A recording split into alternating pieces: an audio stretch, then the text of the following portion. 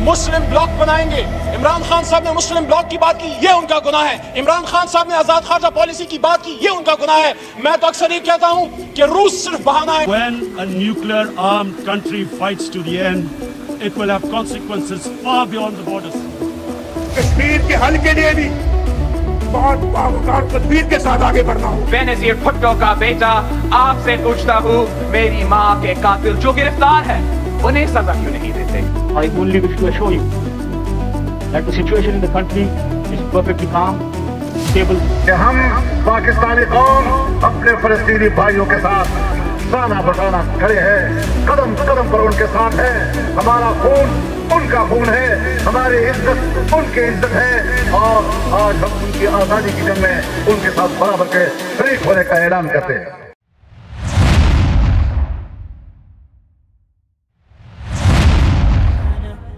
आज के दौर में खिलाफत अब कोई नया या अनोखा मौजू नहीं रहा। हमने देख लिया है कि लोगों में अब चाहत है कि खिलाफत आ जाए किसी तरह कहीं से। आज कई बुत टूट चुके हैं, चाहे वो अमेरिका सुपर पावर का बुत हो, चाहे वो इस्लामी जमहूरियत का बुत हो या सऊदी निज़ाम का बुत हो, हम सब देख चुके हैं। हमने मुशर्रफ की आमरीत भी देखी, जरदारी की सदारती जमहूरियत भी, नवाज की पार्लिमानी भी देखी, और बिल आखिर इमरान खान साहब को भी देख लिया कि किस में कितना दम है। तो अब जो चीज़ हमें शीशे की तरह साफ दिखाई देती है वो ये कि इस सरमायादाराना निज़ाम को बतौर निज़ाम अगर कोई चीज़ तब्दील कर सकती है तो वो खिलाफत है, और मौजूदा अमेरिका को अगर कोई ताकत हिला सकती है तो वो मुस्तकबिल की खिलाफत है। मगर बतौर मुसलमान एक सवाल है जो हमने खुद से पूछना चाहिए, वो ये कि खिलाफत कायम करना क्यों ज़रूरी है? इसलिए कि हम कश्मीर और फ़लस्तीन को आज़ाद करवा लें? इसलिए कि हम दुनिया में सुपर पावर बन जाएं? या इसलिए कि हमारे इनफरादी और इज्तिमाई मसाइल हल हो जाएं? अगर आप ये सोच रहे हैं तो ये दुरुस्त सिमत नहीं है। ये सब तो समरात हैं जो आने वाली खिलाफत से हासिल हो सकते हैं। असल जो चीज़ है जिसकी अहमियत है वो ये है कि इस ज़मीन पर जिसका खालिक व मालिक अल्लाह रब्बुल इज़्ज़त है, इस पर अल्लाह के अलावा किसी और का हुक्म क्यों चले? काफिर तो दूर, कोई मुसलमान भी कौन होता है इस ज़मीन पर अपना हुक्म चलाने वाला? अल्लाह पाक कुरान मजीद में फरमाता है, इनिल हुक्मु इल्ला लिल्लाही, सुन रखो कि खुदा के सिवा किसी की हुकूमत नहीं है।